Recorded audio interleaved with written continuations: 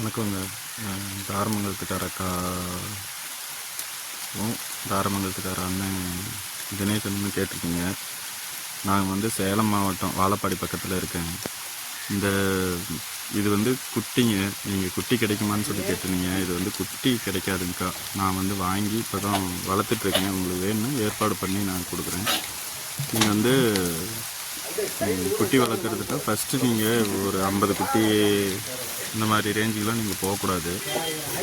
என்னோடய இதில் பார்த்தீங்கன்னா இது வந்து அவ்வளோவா வேண்டான்னு தான் நான் சொல்லுவேன். காரணம் என்ன அப்படின்னு சொல்லி கேட்டிங்கன்னா, ஏற்கனவே நான் பட்ட அனுபவங்கள்னால் நான் சொல்கிறேன். நான் ஏற்கனவே 4 குட்டி 2 குட்டி இந்த மாதிரி வாங்கி வளர்த்து இப்போ 4 வருஷமாக நான் ஆடு வளர்த்துட்ருக்கேன். இப்போ தான் அந்த 4 வருஷம் முடிஞ்ச பின்னால் தான் நான் ஒரு 50 குட்டி இந்த இதுக்கு வந்திருக்கிறேன். இதெல்லாம் பார்த்திங்கன்னா இப்போ இளங்குட்டிங்கள்லாம் இந்த மழை காலத்தில் காப்பாற்றுறது ரொம்ப சிரமமான விஷயம். திடீர்னு உயிரிழப்பு ஏற்பட்டுரும். ஒரு பண்ணையை நம்ம சக்ஸஸ்ஃபுல்லாக நம்ம கொண்டு போகிறோம் அப்படின்னு சொல்லி சொன்னாவே அந்த குட்டிங்களில் நமக்கு உயிரிழப்பு இல்லாமல் கொண்டு போகிறது தான் ரொம்ப அது நல்ல பண்ணையாக அமையும். நம்ம இப்போ ஒரு வருஷம் பூரா வேலை செஞ்சு அந்த இதில் நமக்கு எதுவுமே கெயின் இல்லைன்னா ரொம்ப ஏமாற்றமாக இருக்கும். அதனால் ஃபஸ்ட்டு எடுத்த உடனே நீங்கள் 50, 20, 30க்கு போகாதீங்க.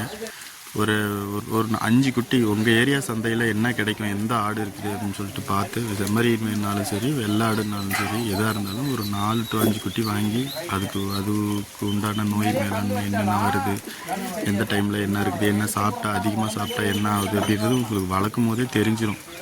அதை தெரிஞ்சு இது பண்ணிக்கிட்டு அதுக்கப்புறமா நீங்கள் குட்டி வளர்க்குறதுக்கு இது பண்ணுங்கள்.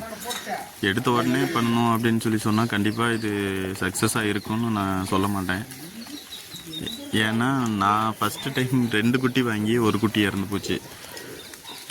நாங்கள்லாம் விவசாய குடும்பம் தான். ஆனால் ஆரம்ப காலத்தில் ஆடு மாடு இதெல்லாம் வச்சுருந்தவங்க தான். இருந்தாலும் இப்போ நம்ம அந்த புதுசாக நம்ம ஆடு வளர்க்கும் போது, நான் சின்ன பையனாக இருக்கும்போது என்ன நடந்தது என்ன ஏதுன்னு நமக்கு தெரியாது இல்லையா.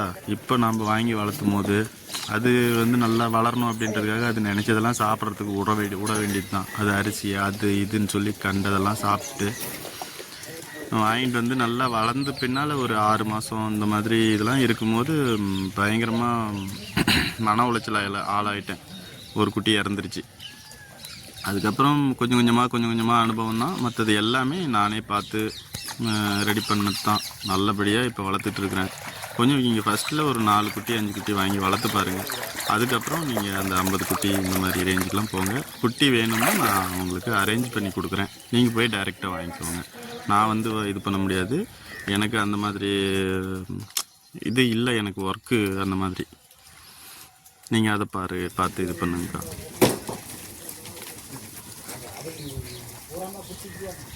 மற்றபடி நீங்கள் குட்டிங்கெல்லாம் வளர்க்க முடியாது தானே இல்லை. இது ஒரு பெரிய விஷயம்லாம் இல்லை. நல்லா வளர்க்கலாம். குட்டியில் நல்ல லாபமும் இருக்குது. வளர்த்தால் லாபம் இருக்குது. நோய் இல்லாமல் அதை வளர்க்குறது தான் நம்ம கையில் இருக்குது. நோய் இல்லாமல் உயிரிழப்பு இல்லாமல் அதை கொண்டு வந்துட்டோம் அப்படின்னு சொல்லி சொன்னால் நல்ல வருமானம் இருக்குது.